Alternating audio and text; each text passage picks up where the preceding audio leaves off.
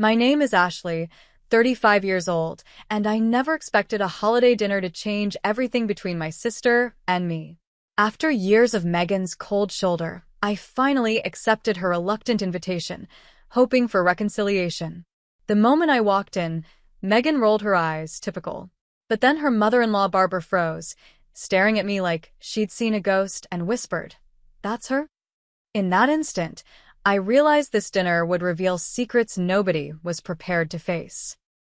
Before I continue this story, let me know where you're watching from in the comments below. Don't forget to like and subscribe if family drama stories resonate with you. Growing up, Megan and I were inseparable despite being 3 years apart. I was the older sister, always responsible and studious, while Megan was the social butterfly who could charm anyone with her smile. Our bedroom walls were covered with photos of us building sandcastles at Virginia Beach, riding bikes down our neighborhood streets, and making silly faces at family picnics. We shared clothes, secrets, and dreams, despite our different personalities. I still remember how Megan would crawl into my bed during thunderstorms, and I'd tell her stories until she fell asleep. When she started middle school, I helped her navigate the social complexities that came so naturally to her but still made her nervous at first. We were different, but complementary. I planned, she improvised. I analyzed, she felt. I worked hard, she made everything look effortless. Everything changed when our parents announced their divorce. I was 15, Megan just 12. The news hit our family like a wrecking ball, destroying the foundation we'd built our lives upon. Dad moved out immediately, leaving Mom devastated and barely functional. Our reactions couldn't have been more different. I became even more responsible, while Megan spiraled. With Mom working longer hours to support us and drowning her sorrows in wine each evening, I stepped into the role of substitute parent. I made sure Megan did her homework, ate proper meals, and got to school on time.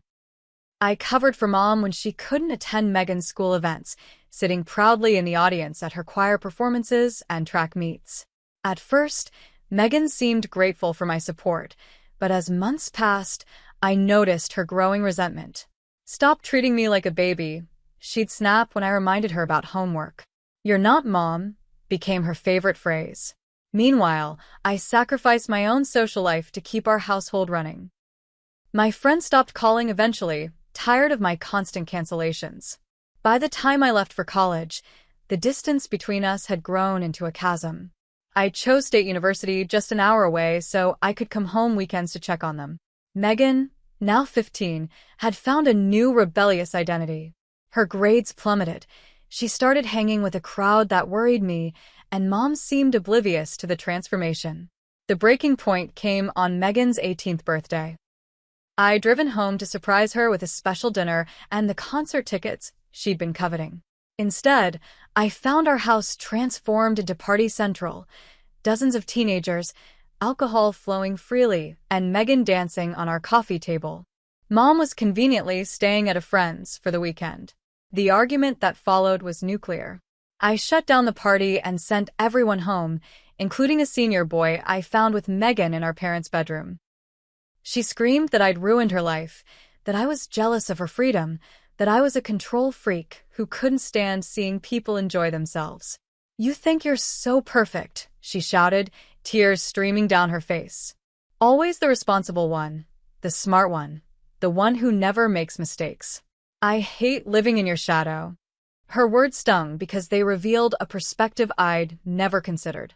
Had my efforts to protect her actually hurt her? After that night, our relationship existed mostly through obligatory birthday calls and tense holiday gatherings.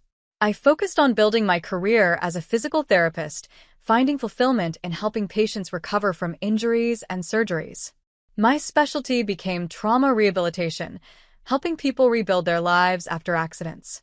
The irony wasn't lost on me that I could heal strangers, but not the relationship with my own sister.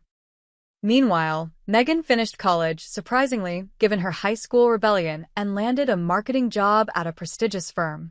She met Ryan at a work conference, and their relationship progressed rapidly. When she called to announce their engagement, I felt a flicker of hope that perhaps this new chapter might heal our rift. That hope disintegrated when an emergency at work prevented me from attending their wedding. One of my long-term patients had attempted suicide, and I spent the weekend helping coordinate his care and supporting his family. When I called Megan to explain, her response was ice cold. Of course, something more important came up. It always does. No explanation, no second chance. Just another failure added to her mental scorecard against me. For 5 years following her wedding, our interaction consisted of brief, superficial conversations at family functions and generic birthday texts.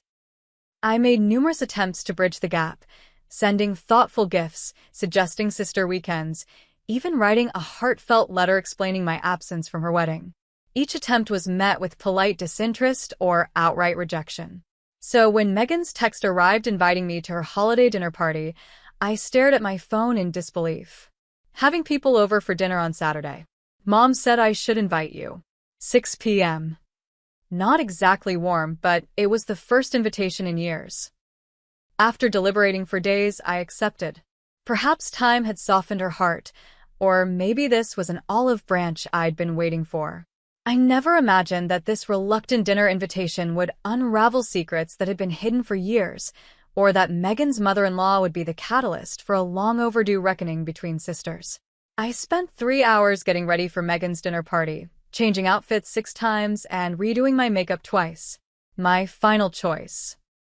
A forest green sweater dress that Mom once said brought out my eyes, felt appropriately festive without trying too hard. I wanted to look put together, but not like I was competing with Megan, knowing how sensitive she could be about comparisons. The gift I'd chosen took even longer to prepare. For weeks, I'd been scanning old family photos and assembling them into a custom album. There was Megan blowing out candles on her 6th birthday, us building a snowman in matching red mittens, and a candid shot of us laughing at Dad's terrible jokes during our last family vacation before the divorce. I hoped these tangible memories might remind her of the bond we once shared. As I drove to her neighborhood across town, my stomach twisted with anxiety. The GPS directed me to an upscale subdivision with manicured lawns and luxury vehicles in circular driveways. Megan's house. A 2-story colonial with perfect symmetry and tasteful holiday decorations, looked like something from a magazine spread. Ryan's investment banking career was clearly paying dividends.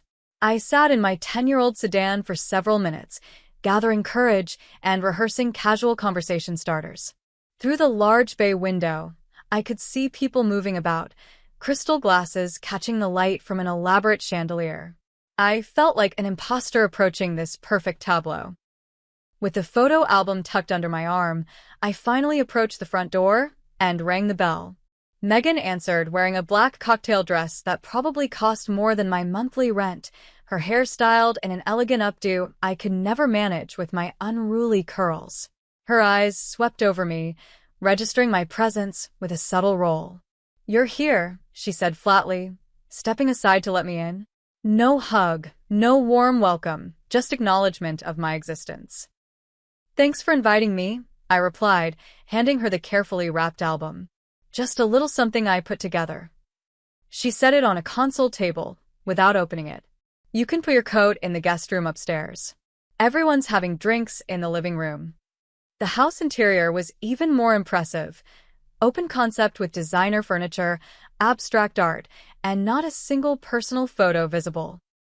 It felt like a model home, beautiful but impersonal, lacking the warmth of childhood memories or comfortable imperfections. In the living room, Ryan spotted me and approached with a genuine smile. Unlike my sister, he seemed actually pleased to see me. "Ashley, glad you could make it." His handshake was warm and firm. "Let me introduce you to my parents.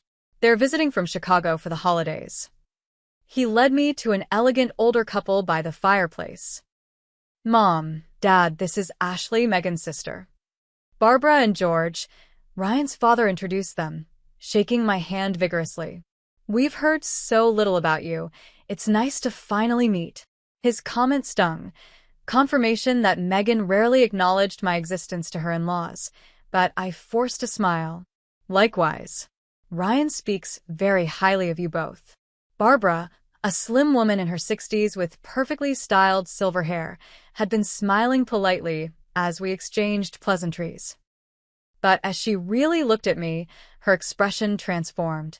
Her champagne glass froze midway to her lips, her eyes widened, and all color drained from her face. "That's her," she whispered, staring at me with an intensity that made me unconsciously step back. The room didn't exactly fall silent, but the ambient conversation definitely dimmed as people noticed the strange interaction. I stood paralyzed, unsure what I'd done to provoke such a reaction. Had Megan told them horrible stories about me? Was my outfit inappropriate? Did I have lipstick on my teeth? Megan appeared instantly at my side, her smile tight. "Mom, dinner's almost ready. Can you help me check on the roast?" Barbara seemed reluctant to break her gaze. "But this is, Mom, the roast." Ryan's voice held a warning tone I couldn't interpret. As Barbara allowed herself to be led to the kitchen, confused glances bounced between remaining guests. George cleared his throat uncomfortably and engaged another couple in forced conversation about the holiday traffic. Ryan touched my elbow gently. "Can I get you a drink, Ashley? Wine? Cocktail?" "White wine would be great," I managed, my voice shakier than intended. "What was that about?" Ryan's expression was unreadable. "Don't worry about it. Mom can be dramatic sometimes." But his eyes didn't meet mine, and he escaped to the bar cart before I could press further. When dinner was announced, I discovered I'd been seated at the far end of the table, separated from Megan, Ryan, and his parents by several other guests. Whether deliberate or coincidental, the arrangement made it impossible to observe Barbara's continued strange behavior or get any explanation for her reaction. My dinner companions, a colleague of Ryan's and his wife, were pleasant enough, discussing safe topics like the unseasonably warm weather and the best holiday shopping venues. But throughout the meal, I caught Barbara staring at me whenever she thought I wasn't looking. Each time our eyes met, she would quickly look away, whispering something to George beside her. Megan worked the table like a professional hostess, refilling wine glasses and steering conversations, but notably avoided my end of the table. Her performance was flawless, laughing at the right moments, asking thoughtful questions, touching Ryan's shoulder affectionately. To anyone else, she appeared the picture of contentment, but I recognized the tension in her shoulders, the slightly too high pitch of her laugh when Barbara tried to speak to me across the table. "So, Ashley," Barbara called during a lull in conversation, "what line of work are you in?" Before I could answer, Megan interrupted. "Ashley's a physical therapist." "Eliza, didn't you mention you were redecorating your sunroom? I've been dying to hear about your plans." The abrupt subject change wasn't subtle, and several guests noticed, including Barbara, whose lips pressed into a thin line. Throughout the meal, she made 3 more attempts to engage me directly, each time thwarted by Megan's interventions. I felt like I was watching a tennis match where I didn't know the rules. What was Barbara trying to discover? Why was Megan so determined to prevent our interaction? The mystery of Barbara's initial shock remained unsolved as we moved from main course to dessert, but one thing was clear. There was more happening beneath the surface of this dinner party than anyone was acknowledging. Dessert brought creme brulee served in individual ramekins, each with a perfectly caramelized top that cracked satisfyingly under our spoons. The conversation had settled into the comfortable rhythm of people who had eaten and drunk well, touching on holiday plans and New Year's resolutions. "We're thinking Aspen this year," Megan announced, slipping her hand into Ryan's. "Last year's Vail trip was wonderful, but we're ready for a change." "The Hawkins invited us to their chalet," Ryan added. "Private chef included." I concentrated on my dessert, acutely aware of the contrast between their luxury ski vacation and my planned staycation with Netflix and my elderly cat. Not that I resented their success. I loved my work and modest lifestyle, but Megan's pointed glances my way suggested she was scoring mental points with each exclusive detail. "What about you, Ashley?" George asked kindly. "Any special holiday plans?" "I volunteer at a rehabilitation center on Christmas Day," I replied. "Many of our patients don't have family nearby, so we organize a special lunch and activities." Barbara's face lit up. That's wonderful. Speaking of rehabilitation, did I mention the amazing progress I've made since the accident? My doctor says it's nothing short of miraculous given the initial prognosis. The word accident cut through the ambient chatter like a knife. Megan's spoon clattered against a ramekin, and Ryan straightened in his chair. Mom, he warned quietly. What accident? Asked one of the guests, a woman whose name I'd forgotten. Oh, it was about 3 years ago, Barbara began, her eyes finding mine across the table. Who needs coffee? Megan stood abruptly. I have regular and decaf. Ashley, would you mind helping me in the kitchen?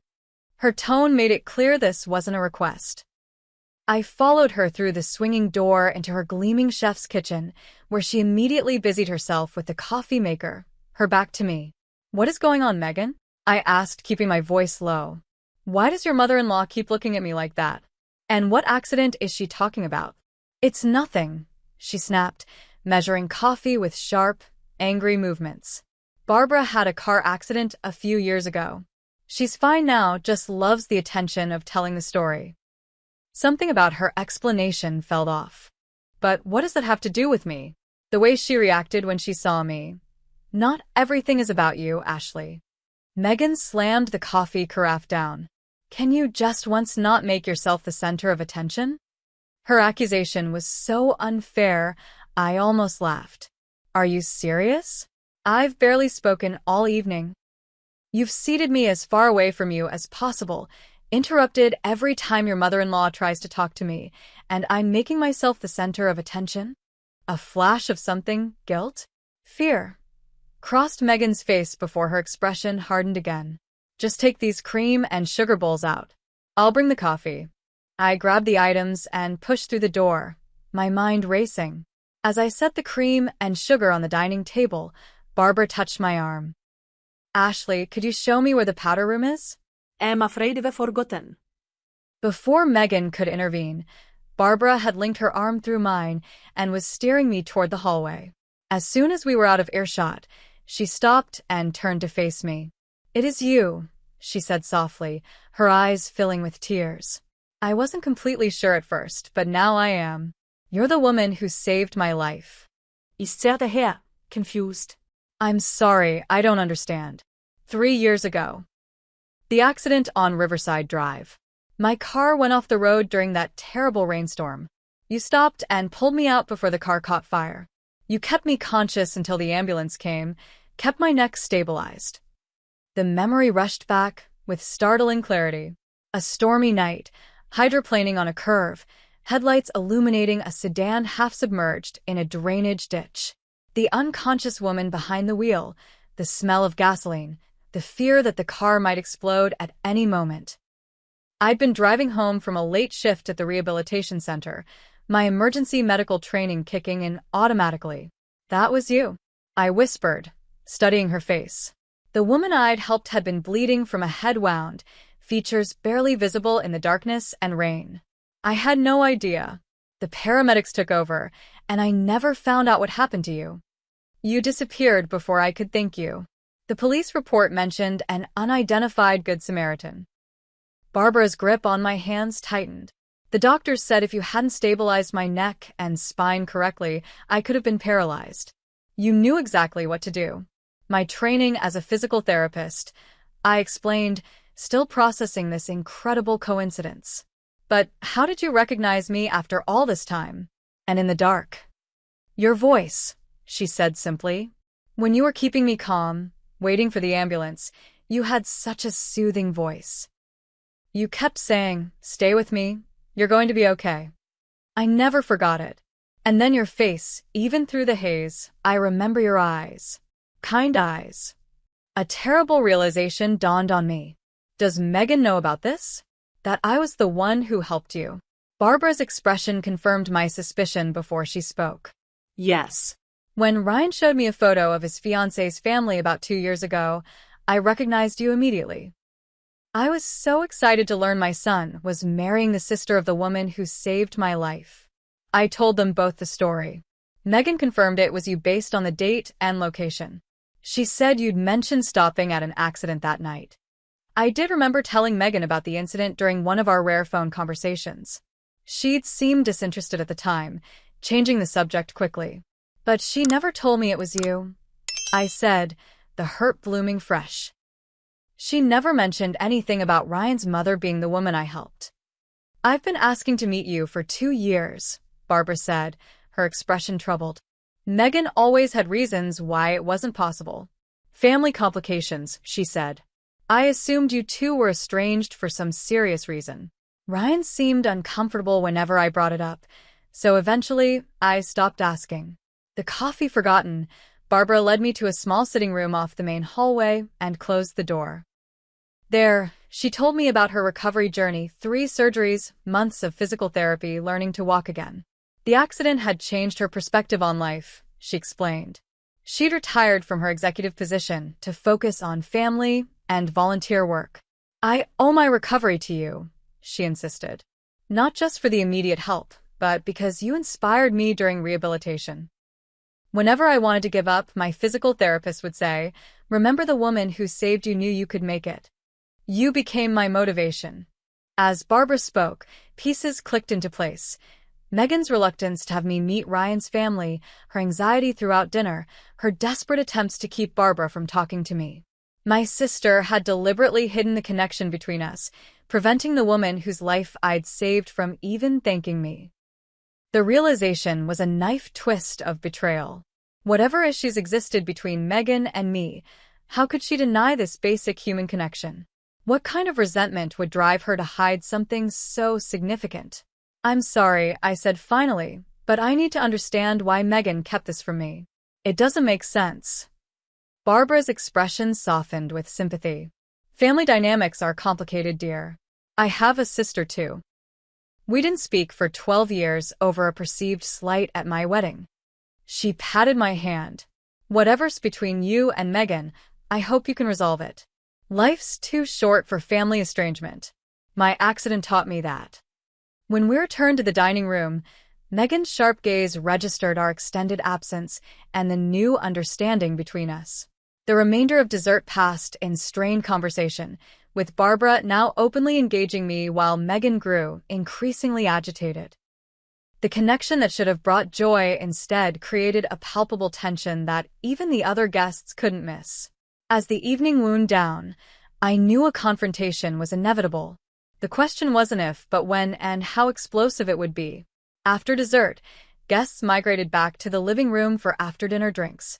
I found myself observing the interactions with new awareness, particularly the family dynamics between Ryan, his parents, and Megan.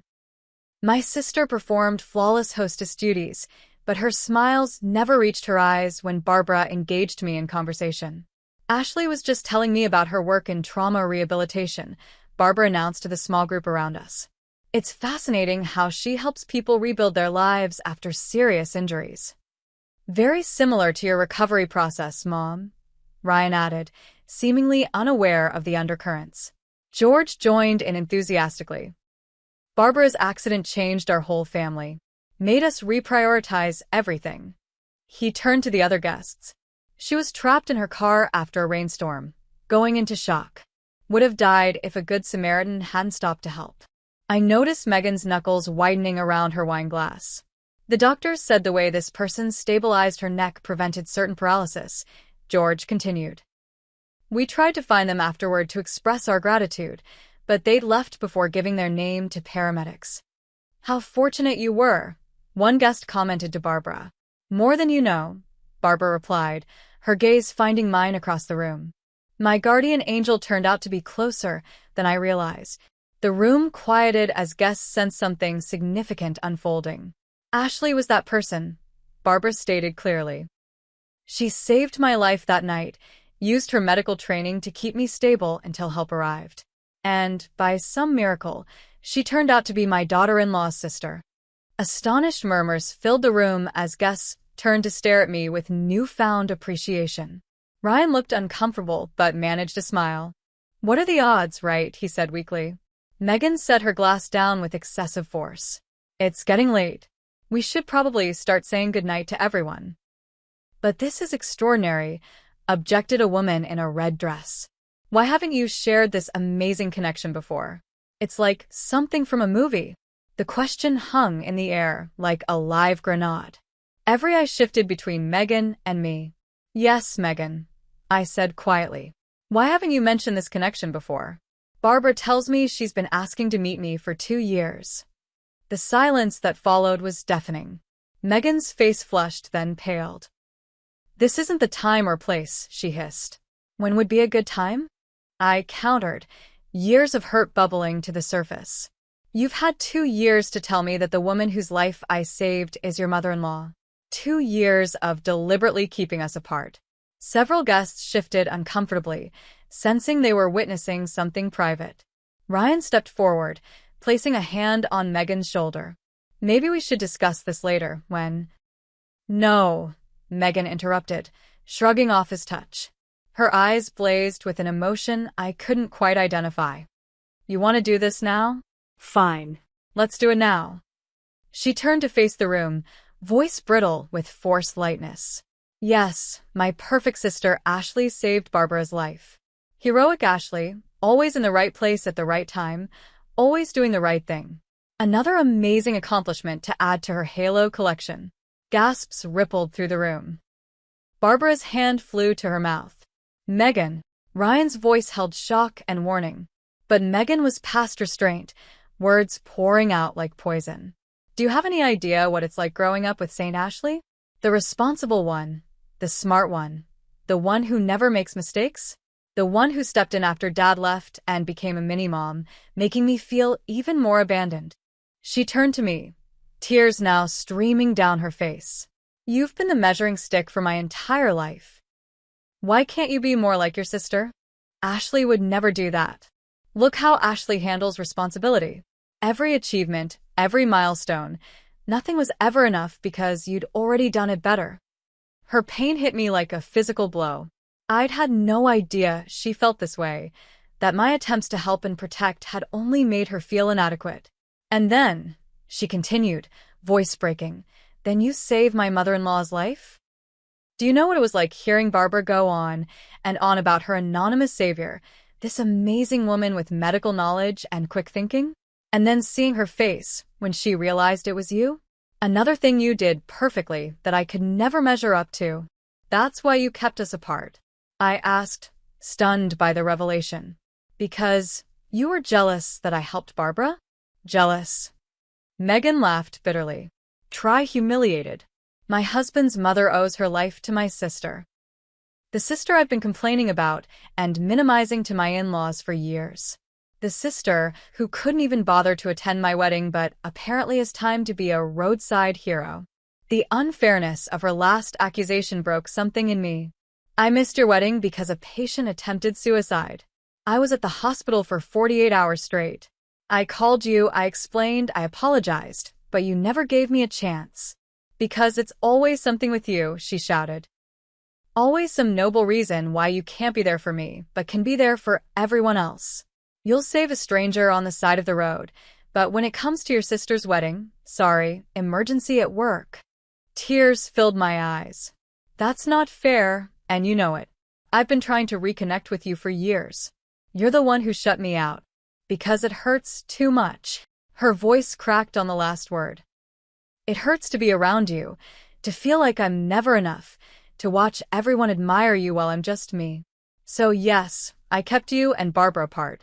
I couldn't bear watching her look at you the way she's looking at you right now, like you're some kind of angel on earth. The room had gone completely silent. Other guests stared at their drinks or the floor, mortified to be witnessing such a raw family conflict. Barbara had tears streaming down her face, and Ryan looked torn between anger and concern. Megan, he said gently, this isn't Ashley's fault. She had no idea about any of this. Take her side, Megan snapped. Everyone always does. The accusation hung in the air, unfair and painful. I felt tears spilling down my cheeks, unable to contain them any longer. I never knew you felt this way, I said softly. All these years, I thought I was helping you. I was trying to protect you after Dad left, trying to make things easier for Mom. I didn't realize I was making you feel worse. Well, Now you know, she replied, wiping angrily at her tears. The perfect sister isn't so perfect after all. I gathered my purse, emotions overwhelming me. I should go. Thank you for dinner. No one tried to stop me as I moved toward the door. As I reached for my coat in the hall closet, I heard Barbara say firmly, Megan, that was unfair, and you know it. Ryan's voice joined hers. Babe, you've got this all wrong. Ashley isn't your competition. She's your sister. I couldn't bear to hear more. I slipped out the front door into the cold night air, tears blurring my vision as I fumbled for my car keys. The perfect gathering in the perfect house had shattered into perfect chaos, revealing the imperfect, festering wounds beneath our sibling relationship. In my car, hands shaking on the steering wheel, I finally allowed myself to break down completely. The sister I'd tried so hard to protect saw me as her tormentor. The distance between us wasn't just years of misunderstandings, it was a fundamental difference in how we experienced our shared past. And I had no idea how to bridge that gap, or if it could be bridged at all. Back home, I kicked off my heels and collapsed onto my couch, emotionally drained. My elderly cat, Jasper, immediately claimed my lap, his rumbling purr a comforting contrast to the evening's chaos. The apartment felt especially quiet after the explosive confrontation at Megan's house. I replayed the evening in my mind, examining memories from my childhood through the lens of Megan's accusations. Had I really been as perfect and condescending as she described?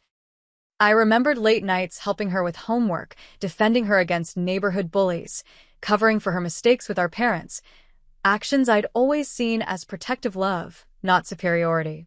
But maybe my perspective wasn't the only valid one. Maybe in trying to shield her from hardship, I'd inadvertently made her feel inadequate. The thought was painful to consider. I pulled out old photo albums, the real ones, not the digitized collection I'd gifted Megan. There we were, gap-toothed and grinning in matching Easter dresses. Megan at 8, proudly displaying the science fair ribbon I'd helped her earn. Me at 16, arm around 13-year-old Megan at the beach the summer after Dad left. In photo after photo, I noticed something I'd never seen before. The way Megan looked at me, a mixture of admiration and uncertainty. Not the resentment she described, but perhaps the seeds of it. The burden of comparison written in her expression, even then. Around midnight, my phone rang. Expecting Mom calling to hear about the dinner, I was surprised to see Ryan's name on the screen. Ashley?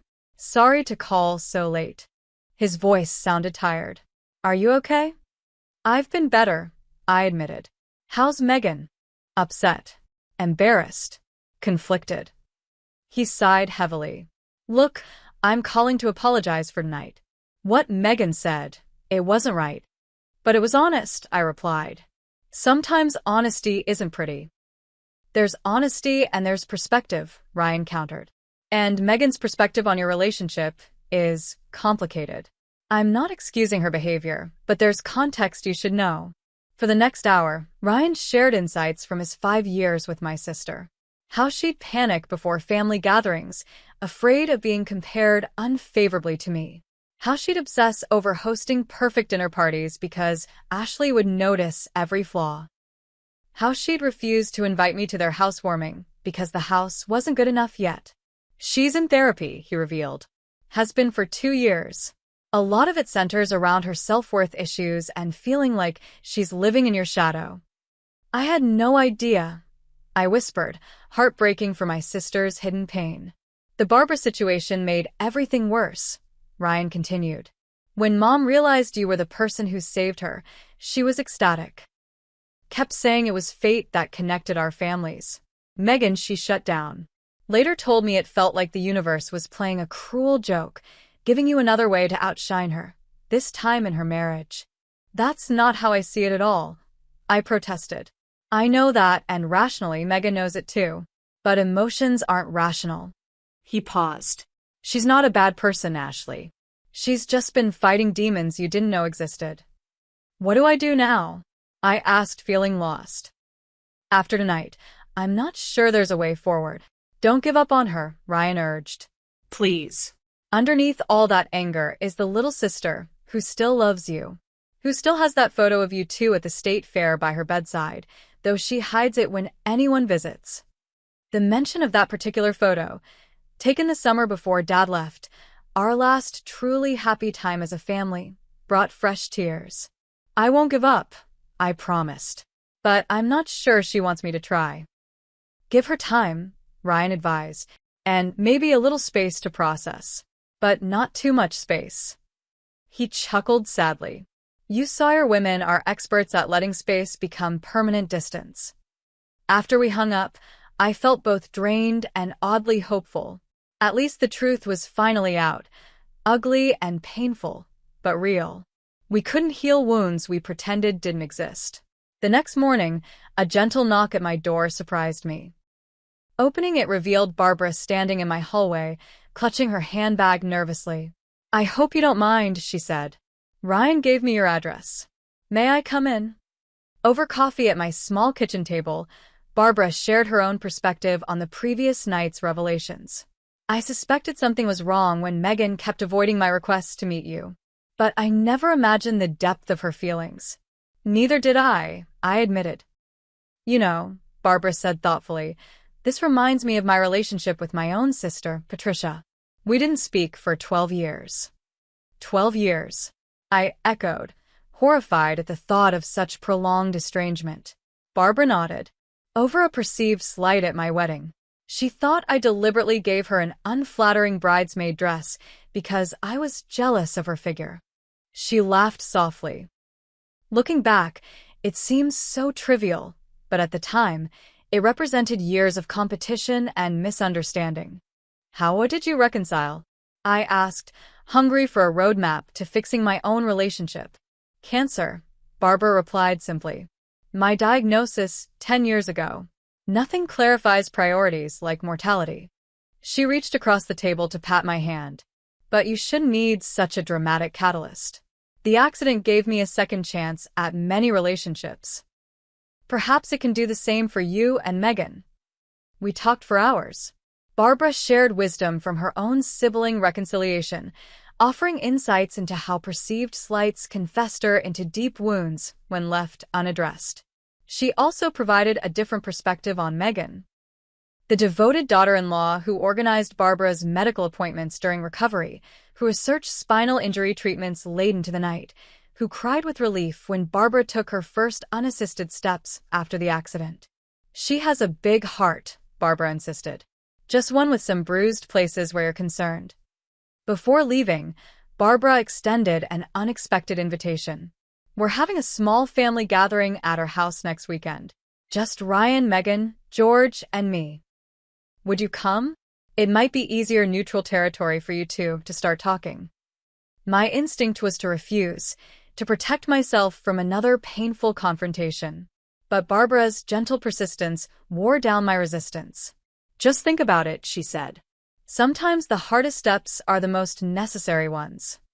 After she left, I spent the week reflecting on my relationship with Megan.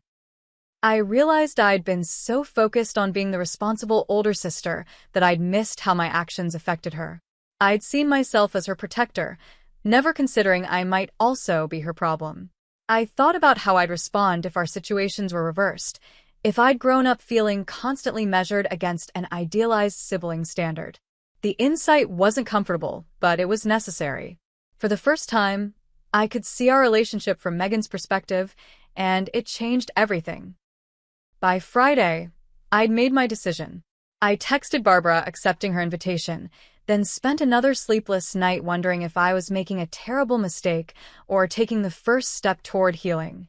The following Saturday, I approached the Reynolds suburban home with considerably more trepidation than I'd felt at Megan's dinner party. This time, I knew exactly what tensions awaited inside, but I had no script for navigating them. I dressed casually in jeans and a sweater, deliberately avoiding anything that could be interpreted as trying to impress.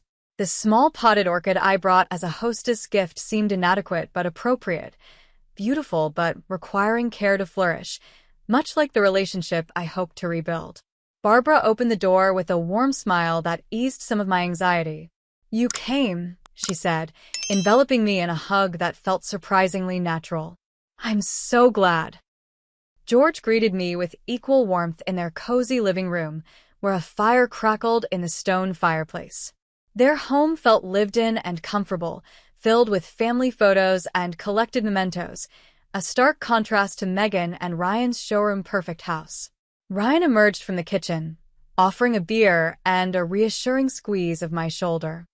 Thanks for coming, he murmured. It means a lot. Megan was notably absent for the first 15 minutes, until Barbara called everyone to the kitchen. I found my sister arranging vegetables on a platter, her face carefully neutral when she saw me. Hi, I offered simply. Hi, she returned, focusing intently on perfectly aligning carrot sticks. Barbara, ever the strategist, immediately put us to work preparing dinner together. Megan, show Ashley how to make your famous herb butter for the bread. Ashley, you can help chop while Megan mixes. Forced proximity broke the ice slightly as we worked side by side. Mundane questions. Pass the time? Is this chopped fine enough? Created a rhythm of normal interaction. Neither of us mentioned the previous week's confrontation, but it hovered between us, an invisible barrier we carefully navigated around. Halfway through preparation, Barbara exclaimed, "Oh, I forgot to pick up dessert. George, would you and Ryan run to that bakery we love? The one across town." The transparent ploy to leave us alone with Barbara wasn't subtle, but effective.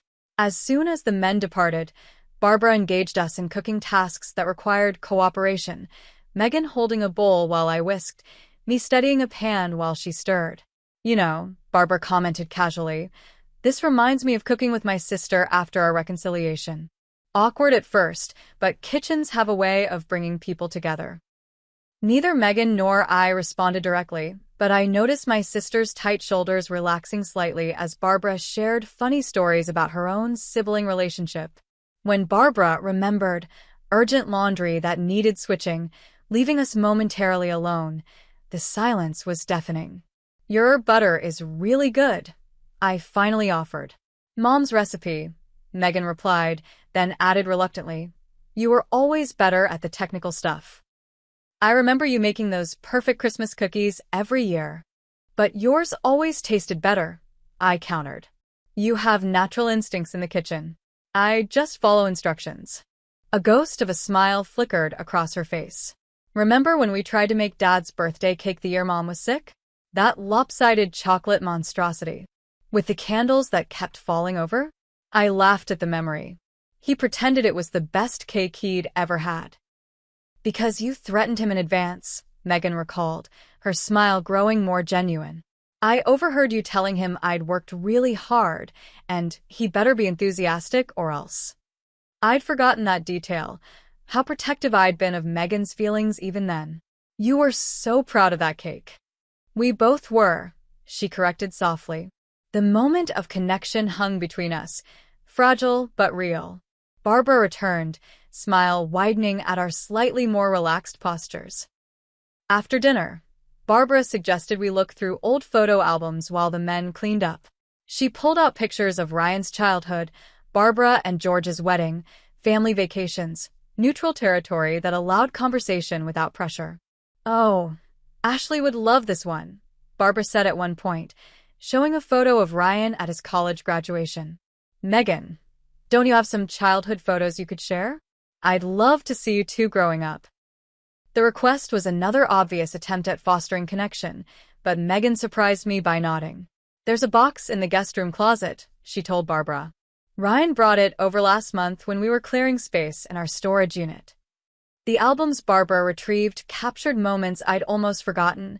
Megan and me building sandcastles, riding bikes with streamers on the handlebars, dressed in matching holiday outfits we'd protested but secretly loved.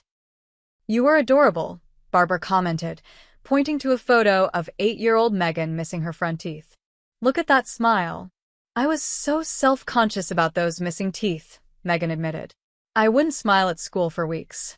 Until I convinced you they made you look like a hockey player, I recalled.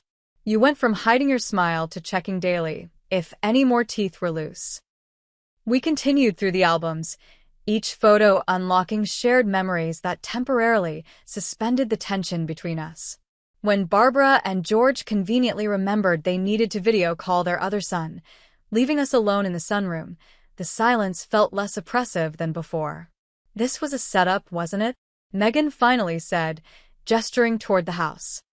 "Barbara orchestrating this whole reconciliation attempt." "Pretty much," I admitted. "She's surprisingly strategic." Megan nodded, picking at a loose thread on the couch cushion. "She means well." "She does." I hesitated, then added, "She cares about you a lot, you know. Talks about what a support you were during her recovery." Megan's eyes remained fixed on the cushion. I was terrified we'd lose her. The doctors initially weren't sure if she'd walk again. Ryan was a mess. "You stepped up. Took care of everyone. The way you always did for me and Mom," she said quietly. The parallel hung between us, an opening I decided to brave. "Megan, about what you said at the dinner party. I never realized you felt that way about our relationship. About me." She finally looked up, eyes guarded but not hostile. "How could you know? I never told you." "But I should have seen it," I insisted. "I was so focused on protecting you after Dad left that I never considered how my actions might have made you feel inadequate somehow. That was never my intention." "I know that. Rationally, I know that." She sighed, running a hand through her hair. "But feelings aren't rational. Every time you stepped in to fix something, every time you succeeded where I struggled, it reinforced this idea that I wasn't enough on my own." "You are enough," I said firmly. "You've always been enough. I'm so sorry if I ever made you feel otherwise." Tears welled in her eyes. "And I'm sorry for keeping you and Barbara apart. That was petty and small." When she realized you were her rescuer, it felt like one more way I couldn't measure up. One more exceptional thing about you that I could never match. "It wasn't a competition," I said gently. "Everything felt like a competition to me," she admitted. "But that's my issue, not yours." We weren't completely healed. Years of misunderstanding couldn't be resolved in one conversation, but it felt like the first honest exchange we'd had in decades. When Barbara and George returned, they found us still talking, the photo albums open between us, painful truths being cautiously examined in the afternoon light. As the gathering wound down, Megan surprised me with a tentative suggestion. "There's a new cafe near my office. Maybe we could meet for lunch sometime next week? Just us." The invitation represented more than a meal. It was an open door after years of closed ones. "I'd like that," I replied, heart lightening at the possibility of reconnection. When I left, Barbara hugged me tightly. "Baby steps," she whispered. "Just keep taking baby steps toward each other." Ryan walked me to my car, his relief evident. "Thank you for trying," he said simply. "She needs her sister, even if she doesn't always know how to show it." Driving home, I felt cautiously optimistic. The chasm between Megan and me hadn't been bridged completely, but we'd at least acknowledged its existence and begun building from both sides. For the first time in years, I believed reconciliation might actually be possible. 1 month later, I sat at a corner table in Rosemary Cafe, nervously checking my watch every few minutes. Megan and I had met for lunch 3 times since the gathering at Barbara and George's house, each meeting progressively less awkward than the last. Today's location, a childhood favorite diner our parents had taken us to for special occasions, had been Megan's suggestion, a choice that felt symbolically significant. When she arrived, cheeks flushed from the February cold, I noticed something different about her. A lightness, perhaps, or a new openness in her expression. "Sorry I'm late," she said, unwinding her scarf. "Client meeting ran over." "No problem. I ordered your favorite appetizer, the spinach artichoke dip." It was a peace offering of sorts, a demonstration that I remembered the small details of her preferences. She smiled, seeming touched by the gesture. "Perfect. And they still have the best mozzarella sticks in town." We fell into easier conversation than during our previous meetings, discussing work projects and a movie we'd both recently seen. The familiar surroundings helped, I think, sitting in a booth where we'd once argued over who got the last French fry, where Dad had taught us to make paper airplanes from straw wrappers, where Mom had announced she'd finally saved enough for our beach vacation. Remember when you convinced me that chocolate milk came from brown cows? Megan laughed, dipping a breadstick into the spinach dip. I believed that until second grade. And you got revenge by telling me the tooth fairy wouldn't come unless I did your chores, I countered. I cleaned your room for a week. These shared memories felt like building blocks, reconstructing a foundation that had crumbled over years of misunderstanding. After our entrees arrived, Megan set down her fork and looked at me seriously. I've been thinking a lot about what you said at Barbara and George's, about not realizing how your actions affected me growing up. I nodded, giving her space to continue. My therapist and I have been working through this. She helped me see that while my feelings were valid, my interpretation wasn't always accurate. Megan twisted her napkin nervously. I saw your achievements as a judgment on my shortcomings, but that was never your intention. Never, I confirmed softly. I know that now. She hesitated. I also need to acknowledge something I've never told you. When Dad left and you stepped up to help Mom with everything, including me, part of me was relieved. Grateful, even. You gave me space to just be a kid when everything was falling apart. Her admission surprised me. You never seemed grateful at the time. Because gratitude and resentment got all tangled up together, she explained. I needed you, but I hated needing you. I wanted your approval, but resented wanting it. She smiled ruefully. Like I said, my therapist is earning her fee. I have some apologies to make too, I admitted. I think I got so comfortable in the caretaker role that I never adjusted as you grew up. I kept trying to fix and protect when maybe you just needed me to listen and support. That's exactly it, she agreed, eyes lighting with recognition. Even last year when I mentioned problems with my marketing team, you immediately started offering solutions. Sometimes I just want to vent without being fixed. The conversation continued, deeper and more honest than any we'd had in years. I shared my professional challenges, a patient who wasn't responding to treatment, funding cuts at the rehabilitation center. Megan offered empathy without solutions, demonstrating she'd heard my earlier point. Then, as our desserts arrived, Megan set down her spoon and took a deep breath. There's something else I want to tell you. Something important. She fidgeted with her wedding ring. You're the first person I'm telling outside of Ryan. What is it? I asked, concern mounting. I'm pregnant. Her face transformed with a mixture of joy and nervousness. 12 weeks yesterday. For a moment, I couldn't speak, overwhelmed by the news and its significance. Not just the pregnancy itself, but that she'd chosen to share it with me before anyone else. Megan, that's wonderful. I finally managed, reaching across the table to squeeze her hand. How are you feeling? Terrified, excited, nauseous. She laughed. We've been trying for almost 2 years. I was starting to think it might not happen.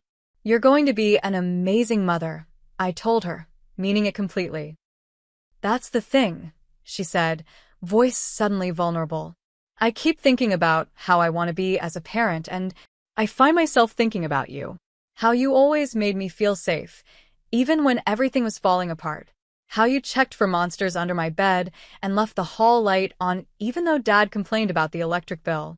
Tears pricked my eyes at these forgotten details, the small ways I'd tried to protect her that she'd actually noticed and remembered. I was thinking, she continued hesitantly, maybe you could help me through this? Be involved from the beginning? I know we're still rebuilding, but I could really use my big sister right now.